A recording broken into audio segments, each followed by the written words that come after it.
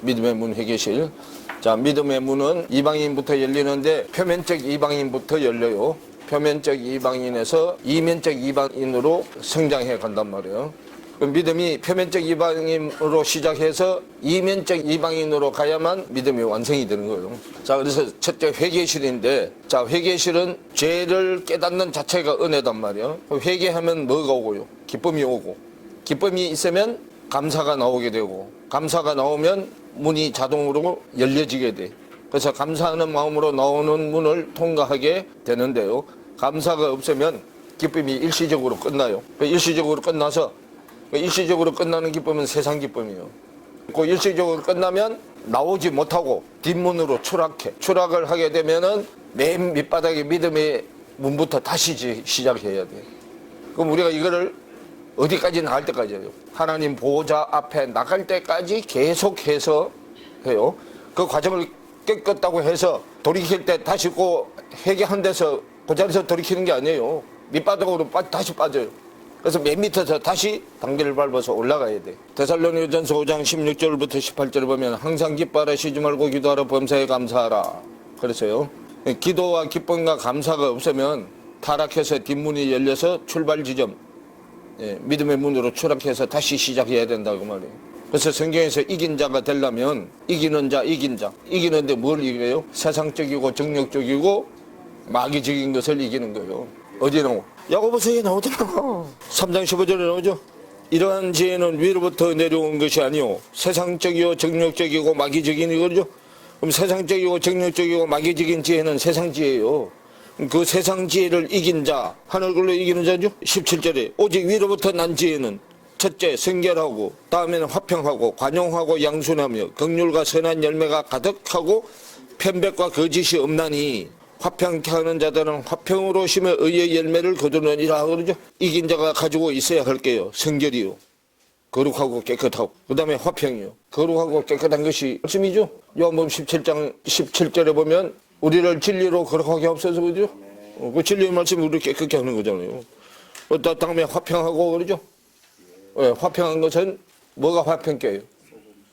소금이죠. 소금의 말씀인데 소금의 말씀이 영이잖아요. 그래서 화평하고, 그러면 성결하고 화평한 사람은 관용할 수 있다고요. 용서해서 받아들일 수 있다고요. 관용하고 양순하며, 양같이 순해, 양손하단 말이에요. 그러면 하나님 말씀에 순종을 잘한다 그 말이에요. 하고 긍휼과 선한 열매가 가득하고, 긍휼은 구원하고 연결되어 있잖아. 하나님의 긍휼하심을 통해 우리가 구원이 되죠. 그래서 긍휼과 선한 열매가 가득하고, 그러면 하나님 불쌍히 계심을 구원받은 자들은 선한 열매, 생명을 살리는 열매가 가득하다 그 말은, 즉 생명을 살리는 것이 진리의 말씀이잖아. 또 진리의 말씀을 많이 가진 자, 가득하다마는 넘친다 그 말이에요. 가득하고 편벽과 치우치는 것과 거짓이 없나니, 그러면 거짓 쪽으로 치우치는 것이 없다 그 말이에요.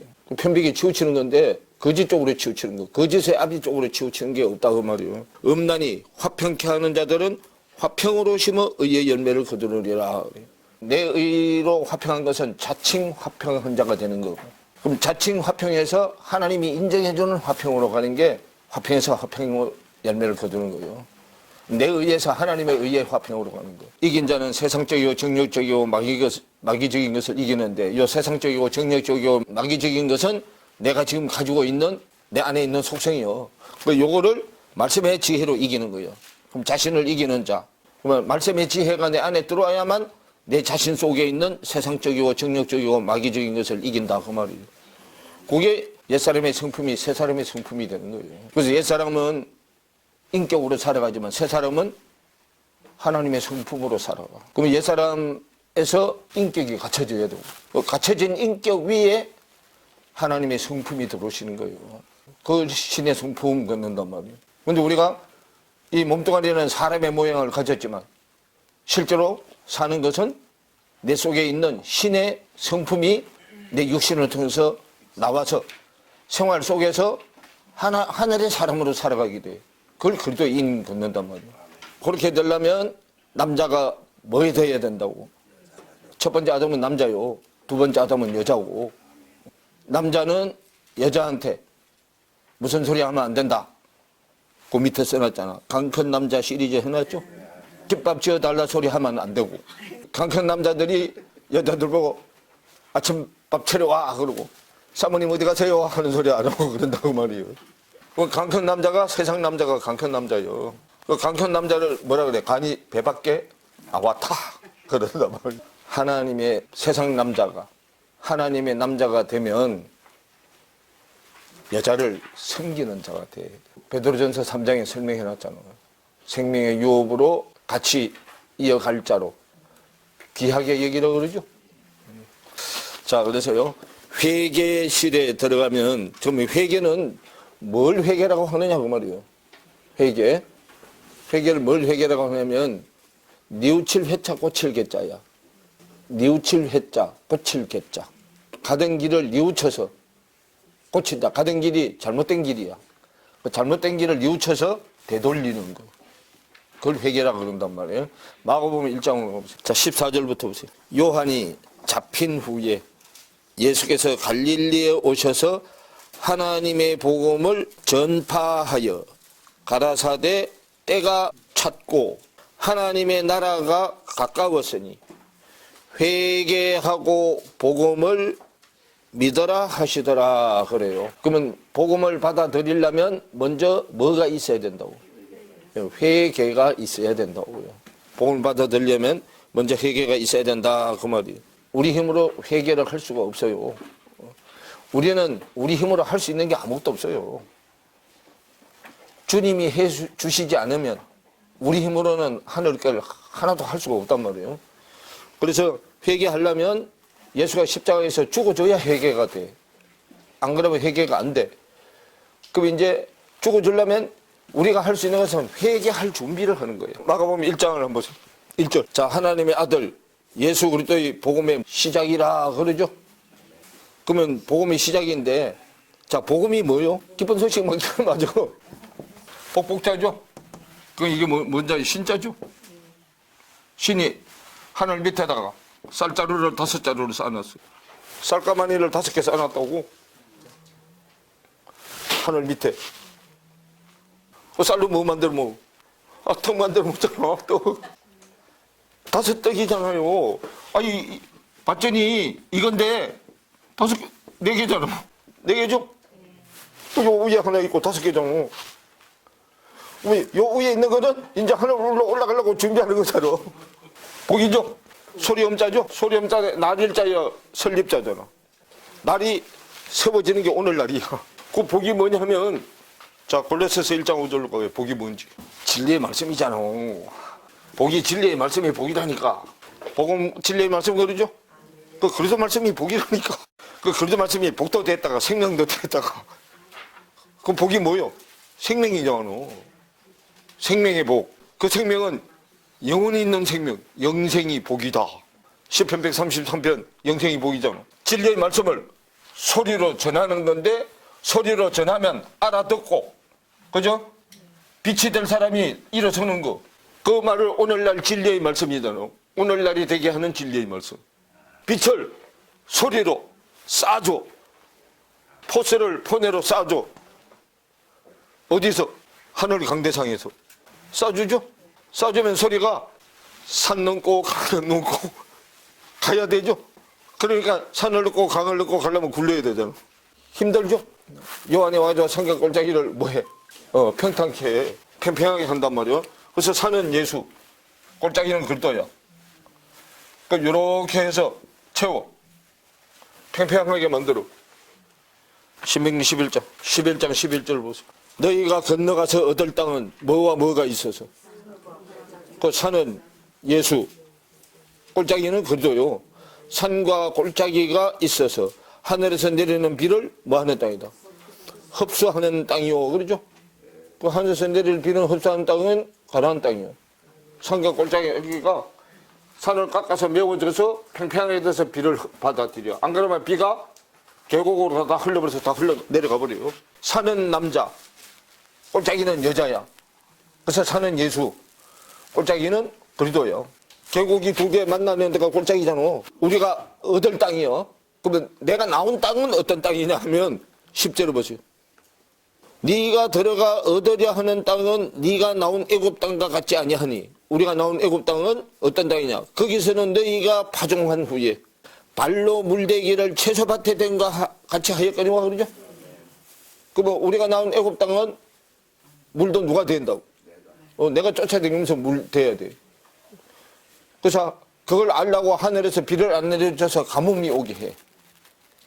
그 가뭄이 오면 우리가 저수지에서 우리가 길러다가 물을 넣어야 되죠. 그것도 또 저수지에 물도 없으면 그것도 쫓아서 또 못해. 그래서 하늘에서 비를 내려주는 거나 하나님이 내려주니까 나는 뭐 하기만 하는데 받기만 하면 되잖아. 그런데 우리가 나온 애굽 땅은 내가 스스로 노력해서 너네 물을 대야 된다고. 그래서 11절에 넣은 거예요. 너희가 건너가서 얻을 땅은 산과 골짜기가 있어서 예수 그리스도가 있어서 하늘에서 내리는 비를 흡수하는 땅이요. 그래요. 내 하나님 여호와께서 경고하시는 땅이다. 세초부터 세상 시작부터 새 말까지 세상 끝날 때까지 내 하나님 여호와의 눈이 항상 그 위에 뭐였다? 있느니라 그 말이에요. 그러면 세상 시작부터 세상 끝날 때까지 하나님 내 위에, 그럼 세상 끝이 종말이잖아. 그게 내 생각이 끝이요. 내 생각이 끝날 때까지. 내 생각이 끝나야 하나님의 생각이 시작이 되잖아. 내 생각이 끝나는 날을 종말이라고 그러고 하나님의 생각이 시작되는 날을 오늘날이라고 해요. 그러면 내 생각으로 어떤 거를 되돌리는 게 회개단 말이에요. 회개. 되돌리는 게 십자가잖아. 십자가서요. 하나님은 오른쪽으로 가기를 원하는데 하나님은 오른쪽으로 가셔. 근데 나는 하나님하고 반대로 영리로 거꾸로 갔어요. 그럼 이렇게 되돌려야 되죠? 네가 되돌리면 당신도 되돌리겠다고 말이에요. 내가 아무리 되돌려도 당신이 되돌리지 아니하면 못 만나. 그래서 다시 만나주는 데가 십자가야. 그럼 십자가가 다시 시작하는 출발점이야. 옛 것은 끝내고 내 생각은 끝내고 하나님 생각으로 시작하는 날이 십자가잖아. 돌이키죠? 여기서 돌이키고. 그래서 이거를 어디다가 설명해 놨어요? 말라기서에다 설명을 해놨잖아. 말라기서 3장에다 설명을 해놨단 말이에요. 자, 그거는 이제 나오면 이제 좀 이따 보기로 하고. 그래서 마가복음 1장 15절에 회개하고 복음을 받으라 그랬어요.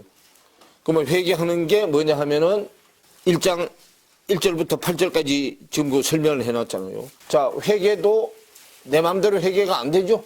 회개가 내가 가던 길을 끝내는 거예요. 그리고 회개인데 내 힘으로 안 돼. 그래서 회개할 준비를 하는 자가 요한이야, 요한. 그래서 1장 2절부터 지금 8절까지 설명을 해놨단 말이에요. 선지자 이사야 그래 보라 내가 내 사자를 내 앞에 보느니 저가 내 길을 예비하리라. 광야에서 외치는 자의 소리가 있어 가로되 너희는 저의 길을 예비하라. 그의 첩경을 평탄케 하라. 기록된 것과 같이 그러죠. 그러면 자 선지자 이사야의 글에 보라 내가 내 사자를 내 앞에 보내노니 저가 네 길을 예비하리라 그래. 이사야가 예언해 놓은 자가 와서 네 길을 예비하리라 그랬단 말이에요. 선지자 이사야의 글에 보라 내가 내 사자를 내 앞에 보내노니 저가 네 길을 여호와의 사자의 길을 예비한다 그랬단 말이에요. 자 이사야가 예언해 놓은 데가 있어. 이사야서 40장 자 3절부터 외치는 자의 소리여 가로되 너희는 광야에서 여호와의 길을 예비하라. 사막에서 우리 하나님의 대로를 평탄케 하라. 골짜기마다 도두어지며 산마다 작은 산마다 낮아지며 고르지 않은 곳이 평탄케 되며 험한 곳이 평지가 될 것이요 여호와의 영광이 나타나고 모든 육체가 그것을 함께 보리라. 대저 여호와의 입이 말씀하셨느니라. 말하는 자의 소리여 가로되 외치라. 대답하되 내가 무엇이라 외치리이까. 가로되 모든 육체는 풀이요 그 모든 아름다움은 들의 꽃과 같으니 풀은 마르고 꽃은 시들면 여호와의 기운이 그 위에 불미라. 여호와의 기운 성령의 기운이잖아. 그 성령 바람의 기운이요. 그래서 여호와의 기운이 그 위에 불미라. 이 백성은 실로 풀이로다. 풀은 마르고 꽃은 시드나 우리 하나님의 말씀은 영영이 서리라 하라 그러죠. 그 여기 아비의 마음을 자식에게로 자식의 마음을 아비에게로 되돌릴 시대 속에 보내는 엘리야 세례 요한이 올 것을 이사야서 40장에 예언해 놨단 말이에요. 이사야가. 그럼 이사야는 영이 전진되는 내용을 설명해 놓은 거야. 영. 자, 이사야서가 몇 장으로 되어 있어요? 66장으로 되어 있죠? 성경이 몇 권 되어 있어요? 66권이죠? 성경 66권은 진리의 말씀이 전진되는 내용이고 이사야서 66장은 영이 전진되는 내용.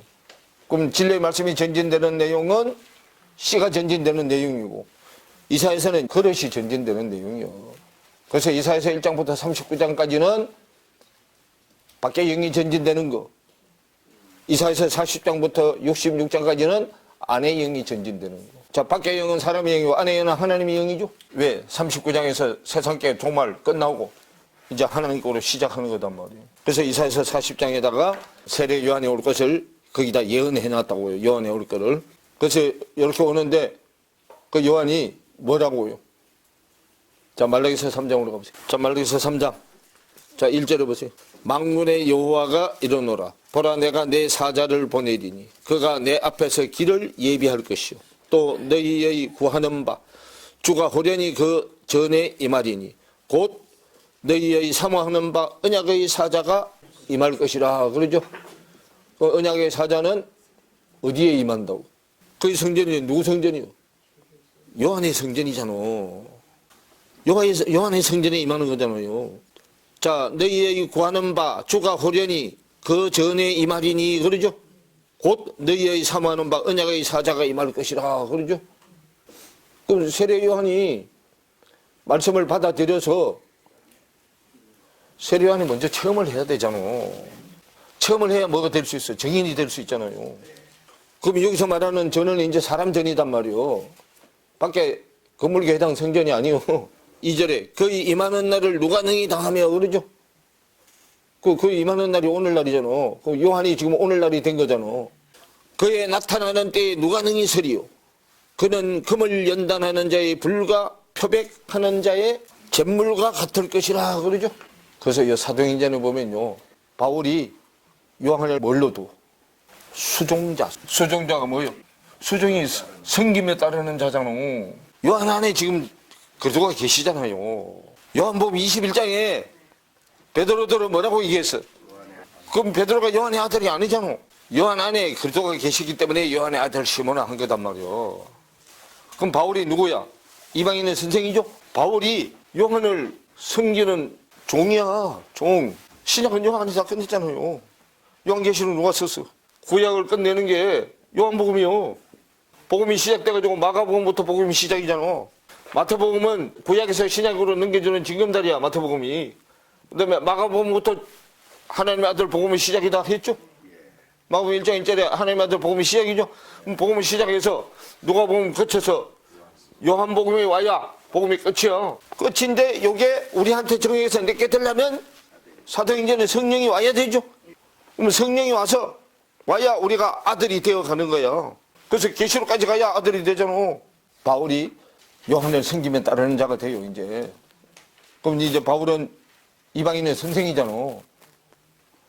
이방인 선생이죠. 이방인한테 복음을 전하는 증인이잖아.